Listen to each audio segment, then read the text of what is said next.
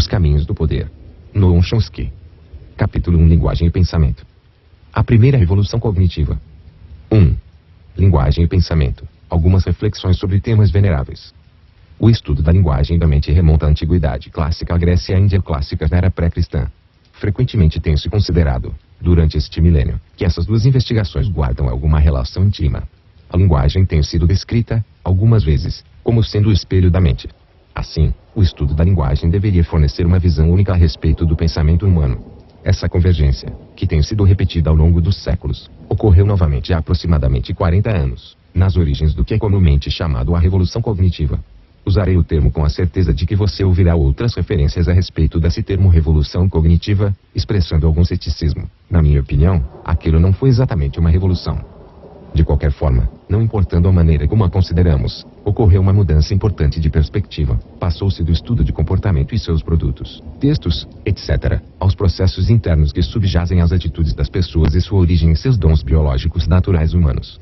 A abordagem para o estudo da linguagem que quero considerar a que se desenvolveu nesse contexto e foi um fator significativo em seu surgimento e subsequente progresso.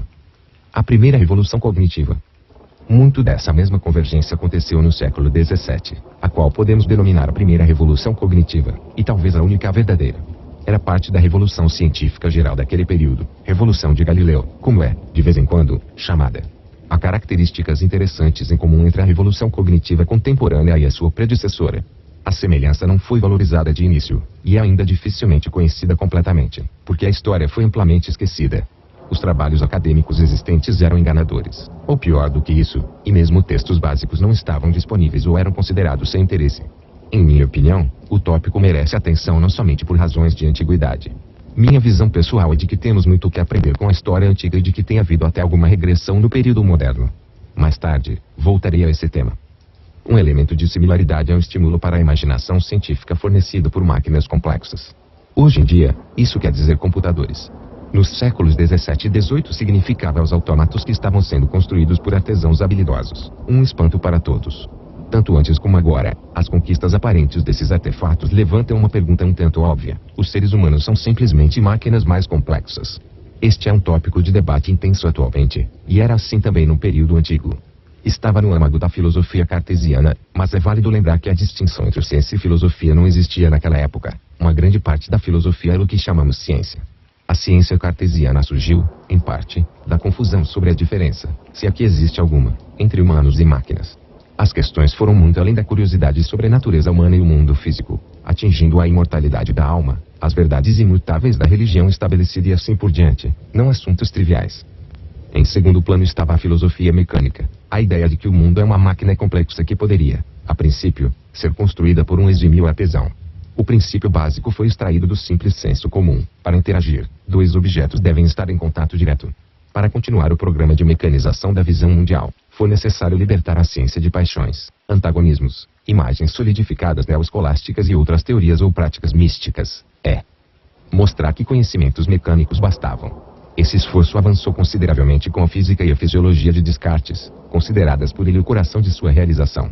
Em uma carta a Mersenne, seu confidente e defensor mais influente no mundo intelectual respeitável da época, Descartes escreveu que seu Meditações, hoje em dia tido por muitos como sua contribuição mais fundamental, era um trabalho de propaganda, planejado para levar os leitores passo a passo a aceitarem sua física sem se darem conta disso. Dessa forma, no final, estando inteiramente convencidos, eles renunciariam à visão aristotélica de mundo e aceitariam a visão mecânica de mundo.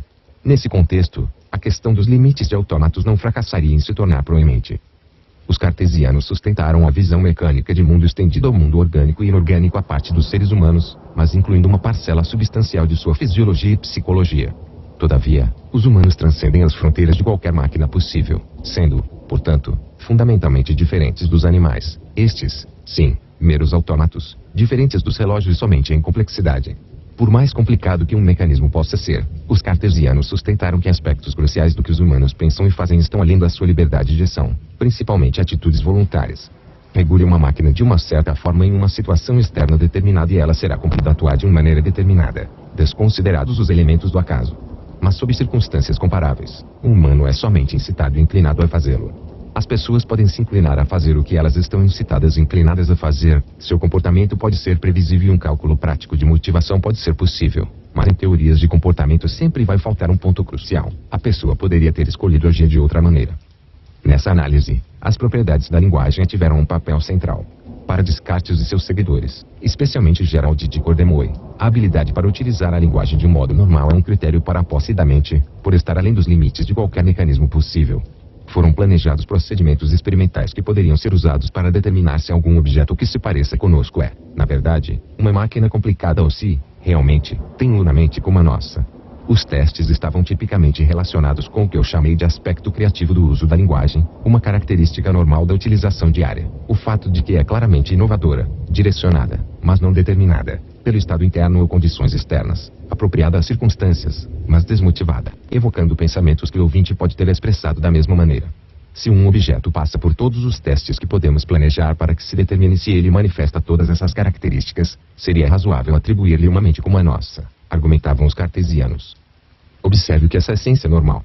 A evidência disponível sugere que alguns aspectos do mundo, especialmente o uso normal da LNG e o AGM, não se adaptem à F e L, o S, o F e a mecânica, consequentemente não podem ser duplicados por uma máquina. Nós, por esse motivo, postulamos um princípio adicional, um tipo de princípio criativo, que vai além do mecanismo. A lógica não era distinta da lógica de Newton, a quem retorno mais adiante. No quadro de referência da época, o movimento natural foi o de postular uma segunda substância, mente, uma substância pensante ao lado do corpo. Depois vem o problema da unificação, como relacionamos esses dois componentes do mundo. Esse era um grande desafio da época. Esses movimentos intelectuais não foram somente ciência normal, foram também bastante razoáveis. Os argumentos apresentados não eram destituídos de força. Estruturaríamos os temas e as possíveis respostas de forma diferente hoje em dia, mas as questões fundamentais se mantêm ainda confusas e sem resposta. A fascinação com os possíveis limites de autómatos é um aspecto no qual a primeira revolução cognitiva tem sido, em parte, revivida nesses últimos anos, apesar de a preocupação usual da atualidade ser a natureza da conscientização e não as características da ação humana normal que interessavam os cartesianos. Em essência, um fato visível, coerente e apropriado, mas sem uma causa específica. Outra semelhança está relacionada com o que, hoje em dia, chamam-se teorias computacionais da mente. De uma forma diferente, havia também uma característica notável da primeira revolução cognitiva. Talvez a contribuição científica mais duradoura de Descartes seja exatamente essa, seu esboço de uma teoria da percepção com inclinação computacional, apesar de ainda não serem conhecidas as nossas noções de computação, juntamente com propostas sobre sua realização em mecanismos corporais. Para estabelecer a filosofia mecânica, Descartes procurou eliminar as características ocultas evocadas pela ciência do momento para justificar o que acontece no mundo. O estudo da percepção foi um caso importante. Como, por exemplo, podemos ver um cubo em rotação no espaço quando a superfície do corpo, a retina, neste caso, registra somente uma sequência de exposições bidimensionais. O que está acontecendo no mundo exterior e no cérebro para que seja esse o resultado? A ortodoxia predominante sustentou que, de alguma forma, a imagem de um cubo rotando no espaço passa para dentro de seu cérebro. Assim, há um cubo em seu cérebro, presumivelmente em rotação, quando você vê um cubo rotando. Descartes ridicularizou esse tipo de noções misteriosas e fantasiosas, sugerindo uma alternativa mecânica. Ele nos pediu que considerássemos a analogia de um homem cego com um bastão. Suponhamos que haja um objeto em sua frente, digamos uma cadeira, e ele bata de leve sobre ela com a ponta do bastão, recebendo uma sequência de sensações táteis nas mãos. A sequência mobiliza recursos intrínsecos de sua mente, que a computa de alguma maneira, produzindo a imagem de uma cadeira por meio de métodos oriundos de seus próprios recursos internos. Dessa forma, o cego percebe uma cadeira, racionalizou Descartes. Ele afirmou que a visão do cubo em rotação para o homem que enxerga é mais ou menos equivalente. De acordo com a visão mecânica de mundo, não pode haver espaço vazio. O movimento é causado pelo contato direto. Quando João vê a cadeira, uma haste física se estende de sua retina à cadeira. Se o olho de João está examinando a superfície da cadeira, a sua retina está recebendo uma série de sensações da haste que se estende a ela, exatamente como os dedos do homem cego são estimulados quando ele bate levemente na cadeira com o bastão. E a mente, utilizando-se de seus recursos computacionais intrínsecos, constrói a imagem de uma cadeira, ou um cubo rotando no espaço, ou o que quer que seja. Dessa forma, o problema da percepção pode ser solucionado sem as misteriosas formas que se movem rapidamente pelo espaço de algum modo imaterial e místico. Esse foi um passo importante visando a eliminação de ideias obscuras e ao estabelecimento de uma visão mecânica de mundo. Também abriu caminho para a neurofisiologia moderna e a teoria da percepção. É claro, os esforços de Descartes para trabalhar em tudo isso têm um tom curioso, tubos com espíritos de animais fluindo por eles, etc. Mas não é muito difícil transportá-los à narrativa contemporânea em termos de sistema neurais, transmitindo sinais que, de alguma forma, fazem o mesmo, e continuando sendo história em certa medida. Nisso, ele não é muito compreendido. A lógica é um tanto semelhante se considerada através de tubos com espíritos de animais ou através de rede de neurônios com transmissores químicos. Um grande avanço da teoria moderna da visão e outras atividades sensomotoras pode ser o desenvolvimento dessas ideias, obviamente um aperfeiçoamento extraordinário, baseado em um pensamento similar. Os mecanismos não são mais mecânicos, mas elétricos e químicos. Porém as imagens são equivalentes. Em um nível mais abstrato, teorias computacionais explícitas das operações de mecanismos internos foram agora delineadas, fornecendo muito conhecimento sobre esses assuntos. Por exemplo, a demonstração de Shimon-Uman, com estímulo notadamente escasso, pode levar a uma grande percepção quando um padrão intrínseco interpreta em termos de objetos rígidos em movimento, seu princípio da rigidez. Estas duas conquistas, o estabelecimento de uma visão mecânica de mundo e da base para a neurofisiologia moderna e a teoria da percepção, aconteceram de forma muito diferente. O último foi desenvolvido nas ciências médicas e na fisiologia nos anos que se seguiram, além de ter sido, de uma certa forma, revivido atualmente. Mas a filosofia mecânica sucumbiu em uma geração. Newton demonstrou que o mundo não é uma máquina. Pelo contrário, possui forças ocultas apesar de tudo. Os mecanismos de contato simplesmente não funcionam para o movimento terrestre e planetário. É necessário alguma noção mística de ação-distância. Esse foi um grande escândalo da física newtoniana. Newton foi severamente criticado pelos cientistas mais conceituados da época por retroceder ao misticismo e minar as conquistas da filosofia mecânica. Ele pareceu ter acordado, julgando a ideia de ação-distância um absurdo, não obstante seja necessário um acordo. De alguma forma, se é refutada também a filosofia mecânica. Observe que a evocação newtoniana de forças e materiais para relatar acontecimentos usuais é similar em sua base lógica à evocação de uma segunda substância pelos cartesianos para superar os limites do mecanicismo. Havia, é claro, diferenças fundamentais. Newton demonstrou que a filosofia mecânica não poderia ser considerada para os fenômenos da natureza. Os cartesianos somente argumentaram que os aspectos do mundo estavam além desses limites. Mais importante ainda foi o fato de Newton apresentar um relato teórico contundente do funcionamento de forças ocultas e seus efeitos, enquanto os cartesianos tinham muito pouco a dizer sobre a natureza da mente, pelo menos nos arquivos de que dispomos. Alguns foram destruídos. Os problemas que Newton tentou superar se mantiveram muito inquietantes por séculos, e muitos físicos creiam que eles ainda o são. Mas foi logo compreendido que o mundo não é uma máquina que poderia, a princípio, ser construída por um habilidoso artesão. A filosofia mecânica é insustentável. Descobertas posteriores destruíram essa imagem ainda mais completamente à medida que a ciência vinha avançando. Ficamos sem um conceito de corpo, ou físico, ou material, e sem um problema mente e corpo coerente. O mundo é o que é, com seus vários aspectos: mecânico, químico, elétrico, óptico, mental, etc. Podemos estudá-los e tentar relacioná-los, mas não existe um problema mente-corpo mais do que existe um problema eletricidade-corpo ou valência-corpo. Indubitavelmente, pode-se delinear diferenças artificiais que permitam que tais problemas sejam formulados, mas não parece fazer muito sentido na prática e, de fato, eles não são jamais separados dos aspectos mentais do mundo. O porquê de se ter acreditado, comumente, que tais aspectos mentais devem ser de alguma forma tratados de maneira diferente dos outros é uma boa pergunta, mas tenho consciência de que não há justificativa para esta crença, nem, tampouco, reconhecimento de que este é um ponto problemático. Assim, a tese mais importante, a filosofia mecânica, não durou, desapareceu em uma geração para o desgosto de cientistas conceituados. Por outro lado, a filosofia cartesiana teve um impacto duradouro e ideias com aspectos, de alguma maneira, similares sobre neurofisiologia e percepção ressurgiram em teorias modernas nas ciências do cérebro e cognitivas. O interesse pela linguagem apresenta um terceiro ponto de contato entre a primeira e a segunda revolução cognitivas.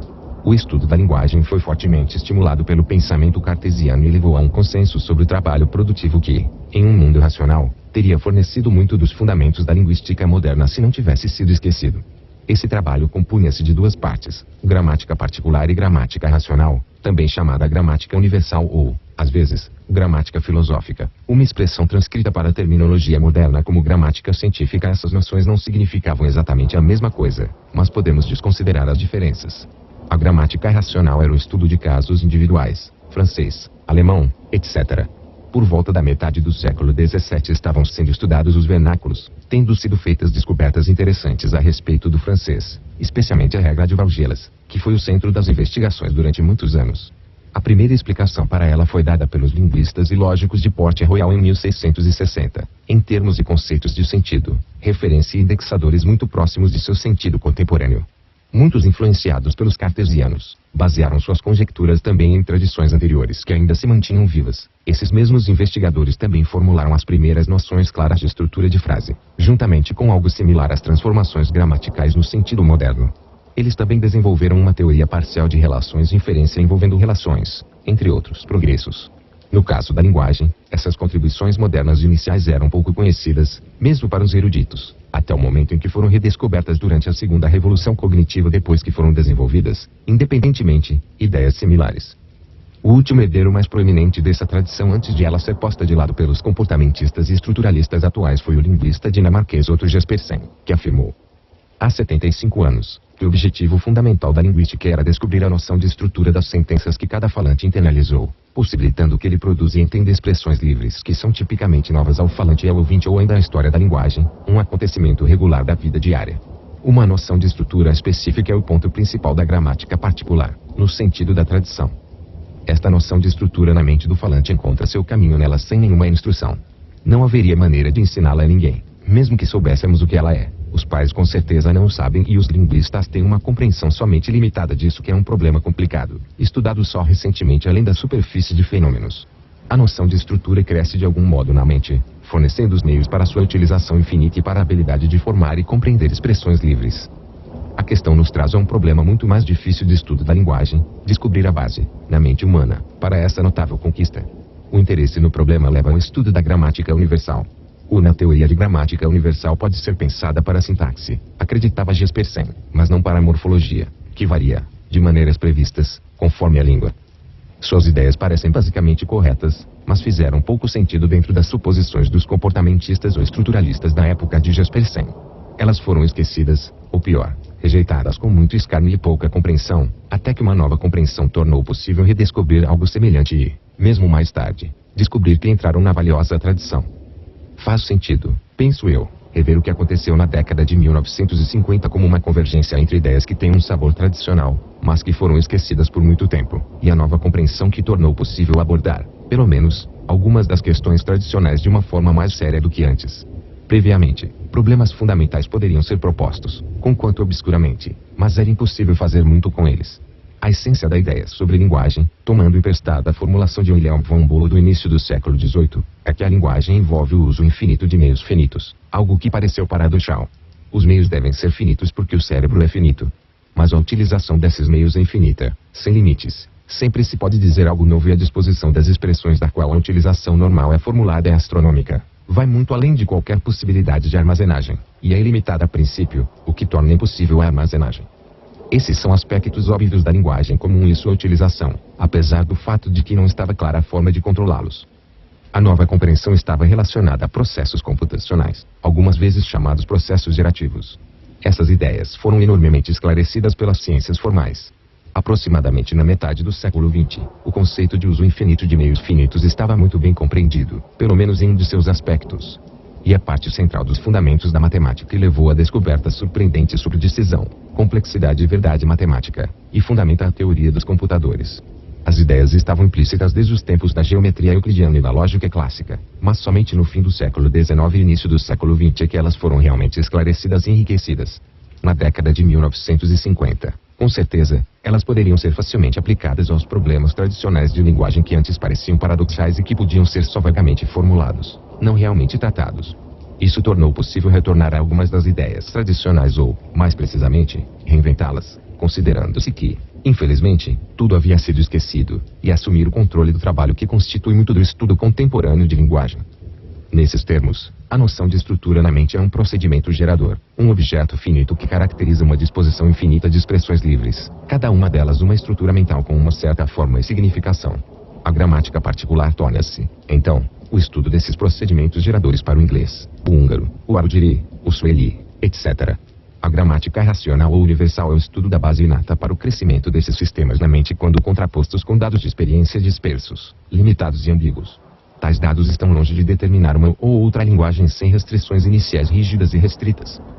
Enquanto as mais novas ideias disponíveis abriram caminho para um estudo muito produtivo de problemas tradicionais, é importante reconhecer que eles somente apreendem parcialmente as preocupações tradicionais. Tome os conceitos uso infinito de meios finitos e produção de expressões livres.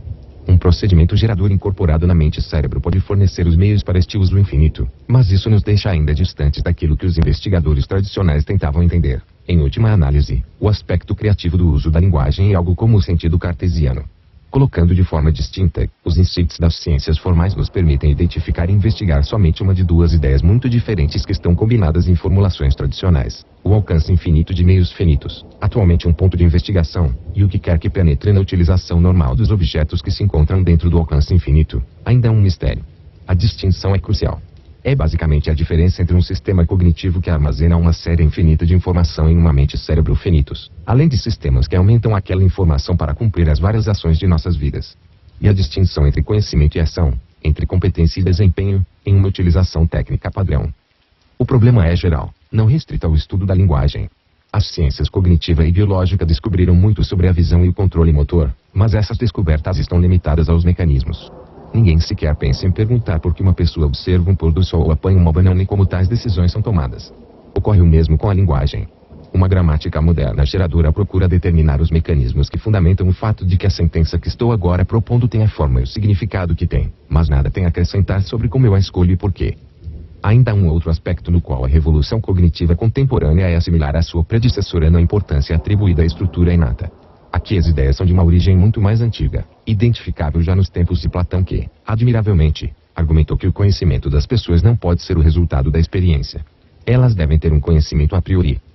Terminologia à parte, o ponto é dificilmente controverso, e só tem sido considerado assim nos últimos anos. Um daqueles exemplos de agressão que mencionei antes, desconsiderou aqui a doutrina tradicional de que nada está na mente que não esteja primeiro nos sentidos, a ser compreendido, creio, em termos de ricas suposições metafísicas próprias para serem reestruturadas em termos epistemológicos. Um é considerado um arqui-empiricista, mas sua investigação sobre a ciência da natureza humana reconheceu que devemos descobrir aquelas partes de nosso conhecimento derivadas do aspecto original da natureza, conhecimento inato. Em outros termos, questionar essa ideia é quase tão sensível quanto supor que o crescimento de um embrião em uma galinha, diferentemente de para um girafa, é determinado pelos fatores nutricionais. Platão ofereceu uma explicação do fato de que a experiência é dificilmente considerada para o conhecimento alcançado, a teoria reminiscente, que sustenta que o conhecimento é lembrado de uma existência anterior. Hoje em dia, muitos se inclinam a ridicularizar essa proposta, mas o fazem equivocadamente. Ela é correta, em essência, conquanto a apresentássemos de modo diferente. Ao longo dos séculos, tem sido entendido que deve haver algo de correto nessa ideia. Leibniz, por exemplo, afirmou que a concepção de conhecimento inato de Platão é basicamente correta, embora deva ser expurgada do erro da reminiscência, como ele não sabia realmente dizer. A biologia moderna oferece um modo de fazê-lo. A dotação genética constitui o que nós lembramos das existências anteriores. Como parafraseamento neurofisiológico dos tubos cartesianos com espíritos de animais, este também é um tipo de história, porque sabe-se muito pouco sobre o assunto, mesmo nos domínios mais simples da linguagem. Todavia, a história realmente apresenta uma indicação plausível de onde buscar uma resposta para a pergunta de como lembrar coisas de uma existência anterior, trazendo-a dos domínios dos mistérios a uma possível investigação científica. Como na teoria da visão, nas ciências cognitivas em geral, de fato, em muitas ciências, podemos estudar essas questões em vários níveis. Primeiramente, podemos tentar identificar as estruturas celulares envolvidas nessas operações. Ou podemos estudar as propriedades desses objetos de forma mais abstrata, neste caso, em termos de teorias computacionais da mente e das representações simbólicas que elas dispõem. Tais investigações têm algo do caráter de estudo das fórmulas estruturais de química ou da tabela periódica. No caso da linguagem, podemos acreditar, de forma razoável, que a estrutura computacional é largamente inata. De outra forma, nenhuma linguagem poderia ser adquirida.